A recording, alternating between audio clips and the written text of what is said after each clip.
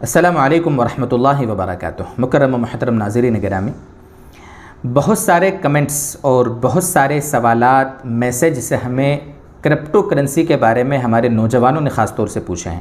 یہ جو virtual currencies ہوتی ہیں جیسے بٹ کوائن اور پتہ نہیں کون کون سے کوائنس ابھی چل رہے ہیں، لوگ اس میں انویسٹ کر رہے ہیں اور نوجوان دن بھر پریشان ہو رہے ہیں ان کے پیچھے۔ آپ دیکھ لو اپنی گلی محلے کے اندر ہر 2-4 منٹ کے اندر وہ اوپن کر رہا ہے ایپ کو اور دیکھ رہا ہے کہ بھئی کرنسی اتار چڑھاؤ بڑی گھٹی، میں نے جو انویسٹ کیا ہے وہ کہاں تک پہنچا، اور اس میں لوگ بہت سے کمائی بھی کر رہے ہیں۔ آج کا انشاءاللہ ہمارا ٹاپک یہی رہے گا۔ انشاءاللہ آپ کو ایک رہبری ملے گی، ایک آپ کو رہنمائی ملے گی، انشاءاللہ اس کی روشنی میں آپ فیصلہ کر سکتے ہیں کہ اس میں ہمیں انویسٹ کرنا چاہیے یا نہیں کرنا چاہیے۔ دیکھیے، اس میں کوئی شک نہیں کہ زمانے کے بدلنے سے لین دین کے طریقے بھی بدلتے ہیں، اسی طریقے سے کرنسیاں بھی بدلتی رہتی ہیں۔ پہلے کیا تھا، بعد میں کیا کیا ہوتا رہا، اور بدلتے پیپر کرنسیز سے ہوتے ہوئے اب یہ ورچوئل اور ڈیجیٹل کرنسی کا زمانہ بھی آ گیا ہے۔ اب ان کرنسیوں کے بدلنے میں ایک تو آسانی ہوتی ہے لوگوں کو کہ بھئی پہلے کیا ہوتا تھا، اس کے بعد دھیرے دھیرے آسانیاں ہوتی چلی گئی۔ آپ کے پاس کریڈٹ کارڈ ہے یا آپ کے پاس اگر ڈیبٹ کارڈ ہے، ATM کارڈ ہے، آپ اپنے جیب میں 1 روپیہ بھی نہ رکھیں لیکن آپ دنیا کی ساری چیزیں، اکثر چیزیں خرید سکتے ہو، چونکہ وہ جو پیپر کرنسی ہے، وہ جو آپ کے پاس کارڈ ہے، اس کی بنیاد پر آپ اس کو سوائپ کریں گے یا آپ اس کے نمبرات کو اگر انٹری کریں گے کسی ویب سائٹ پر یا ایپ پر تو آپ شاپنگ کر سکتے ہیں، آپ سفر کر سکتے ہیں، آپ بہت ساری جگہوں پر اس کارڈ کو استعمال کر کے دنیا کے بہت سارے فائدے حاصل کر سکتے ہیں۔ تو اس طرح زمانہ بدلتے اب ڈیجیٹل کرنسی کا زمانہ آ گیا، یہ ورچوئل کرنسیز کا زمانہ، جس کو ہم ہاتھ میں لے نہیں سکتے، جس کو ہم چھو نہیں سکتے، ایسی چیزیں۔ اب جہاں تک یہ جو ورچوئل کرنسیز کا زمانہ ہے، جن کو آپ کہہ لیں کرپٹو کرنسی، یہ دراصل اس میں ایسے واقعات کہیں ہو چکے ہیں جس میں ہیکنگ ہو گئی ہے، ہیک کر لیا لوگوں نے، کئی واقعات ایسے ہو چکے ہیں۔ اسی طریقے سے یہ کرپٹو کرنسی کے پیش نظر کیا مقاصد ہیں ان لوگوں کے، اس کا بیک گراؤنڈ کیا ہے، کیا مقاصد ہیں، ان ساری چیزوں کی وجہ سے اور ان خدشات کی وجہ سے ہمارے علماء کھل کر اس کے بارے میں نہیں کہہ پا رہے ہیں کہ بھئی یہ جائز ہے، اس میں انویسٹ کرو۔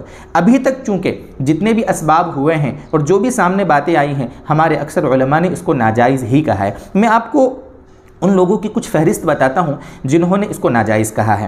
دیکھیں، دارالعلوم دیوبند ہمارا ہندوستان کا سب سے معتبر ادارہ سمجھا جاتا ہے، وہاں کے مفتی علیہ کلام نے اس کو ناجائز بولا ہے۔ اسی طرح پاکستان کا ایک معتبر ادارہ ہے جہاں کی ویب سائٹ ہے بنوری ٹاؤن، جامعہ بنوری ٹاؤن، وہاں کے علماء نے بھی اس کو ناجائز کہا ہے۔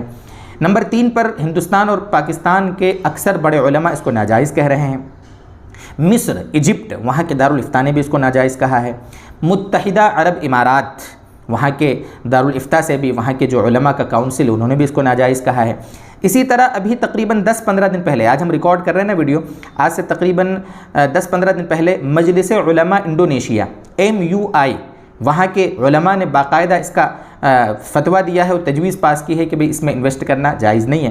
اسی طرح دارالعلوم کراچی، جو جدید فتاویٰ کی تحقیق کے اعتبار سے بڑی مہارت رکھتے ہیں وہاں کے علماء، انہوں نے جب اس لائن سے ان سے سوال کیا گیا تو انہوں نے فرمایا کہ بھئی ہم ابھی اس کی تحقیق کر رہے ہیں، یعنی کھل کر ہم بتا نہیں سکتے ابھی آپ کو کہ اس میں انویسٹ کرنا جائز ہے یا نہیں۔ اسی طریقے سے حضرت شیخ الاسلام مفتی تقی صاحب عثمانی دامت برکاتہم، جو عالم اسلام کے بہت بڑے ماہر اور خاص طور سے معاملات کے ماہر سمجھے جاتے ہیں، معاملات کے میدان میں حضرت کو یہ طولہ حاصل ہے، حضرت سے اس بارے میں جب پوچھا گیا کہ کرپٹو کرنسی میں انویسٹ کا کیا مسئلہ ہے تو حضرت نے جو جواب دیا میں آپ کے سامنے اس کو پڑھ کر سناتا ہوں۔ حضرت کی باقاعدہ تصدیق کے ساتھ یہ شائع ہوا تھا۔ حضرت فرماتے ہیں کہ فی الحال میں یہ کہتا ہوں، یہ حضرت مفتی تقی عثمانی صاحب دامت برکاتہم کے الفاظ ہیں، فی الحال میں یہ کہتا ہوں کہ ہمارا اس پر اطمینان نہیں ہے، زیادہ تر اس کا استعمال سٹہ بازی میں ہو رہا ہے، لہٰذا میں تو مشورہ نہیں دیتا، یعنی اصل رائے تو عدم جواز کی ہے، لیکن عدم جواز میں اس کا احتمال ہوتا ہے کہ آگے چل کر اس کا شیوع یعنی اس کا پھیلاؤ اس قدر عام ہو جائے کہ ہمیں اپنی رائے پر نظر ثانی کرنا پڑ جائے، اس واسطے محتاط لفظوں میں منع کرتا ہوں۔ آگے حضرت نے مزید اور بہت سی باتیں بتائی اور آگے فرمایا کہ فقہی لحاظ سے اس کا کوئی جواز بھی سمجھ میں نہیں آیا۔ حضرت نے فرمایا فقہی اعتبار سے اس کا جواز بھی سمجھ میں نہیں آیا۔ تو دوستو بزرگوں، جب مسئلہ ایسا ہے کہ ہمارے علماء اس بارے میں بھی تحقیق کر رہے ہیں، ابھی تک جو کچھ اس کی باتیں سامنے آئی ہیں وہاں تو یہی سمجھ میں آیا ہے کہ بھئی یہ جائز نہیں ہے، لیکن آگے چل کر قانونی اعتبار سے اس کا جواز مل جائے اس کو حکومتیں بیک اپ کریں، یعنی جیسے ہماری جو کرنسی ہوتی ہے یہ حکومت اس کا بیک اپ کرتی ہے. جیسے آپ کوئی بھی نوٹ ہوتا ہے نا، اس پہ لکھا ہوتا ہے میں دھارک کو اتنے روپے دینے کا وچن دیتا ہوں، اور باقاعدہ جو ریزرو بینک آف انڈیا، مثال کے طور پر آپ انڈیا میں رہتے ہیں تو یہاں کے جو بینک کا گورنر ہے، ریزرو بینک کا، RBI کا جو گورنر، اس کے باقاعدہ سائن اور دستخط بھی اس پر ہوتی ہے. تو اس کے پیچھے بیک اپ ہے. اور یہ جو کرنسی ہے ورچوئل کرنسیز یا کرپٹو کرنسی، اس کے پیچھے کسی حکومت کا بیک اپ نہیں ہے. حکومتیں اس کو پروان نہیں چڑھا رہی ہیں. ایک دو چھوٹے چھوٹے ملک ہیں جہاں کے لوگوں کو وہاں کے ملک نے گنجائش دے دی ہے کہ ٹھیک ہے آپ لوگ اس میں انویسٹ کرو. ہم آئے دن سنتے رہتے ہیں کہ فلاں ایپ والے، امیزون والے بھی اس کو ایکسیپٹ کرنے کے لیے تیار ہیں یا چند دنوں میں تیار ہو جائیں گے وغیرہ وغیرہ.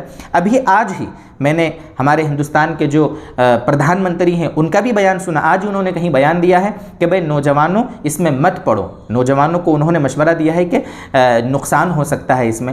تو ان ساری چیزوں کو دیکھتے ہوئے میں بھی اپنے دوستوں سے اور خاص طور سے ناظرین سے یہ درخواست کروں گا کہ ایسی چیز جس میں ابھی خدشات ہیں، جس کے بارے میں علماء ابھی کھل کر کوئی بات بتا نہیں پا رہے ہیں، اور یہ ایک گویا کہ خفیہ چیز ہے، ورچوئل چیز ہے، تو ان ساری چیزوں کو دیکھ ہمیں اس میں پڑھنے سے اپنے آپ کو بچانا چاہیے. اور روایتیں بھی آپ کے سامنے ہیں. ہمارے نبی صلی اللہ علیہ وسلم کا فرمان ہے دع ما یریبک الی ما لا یریبک.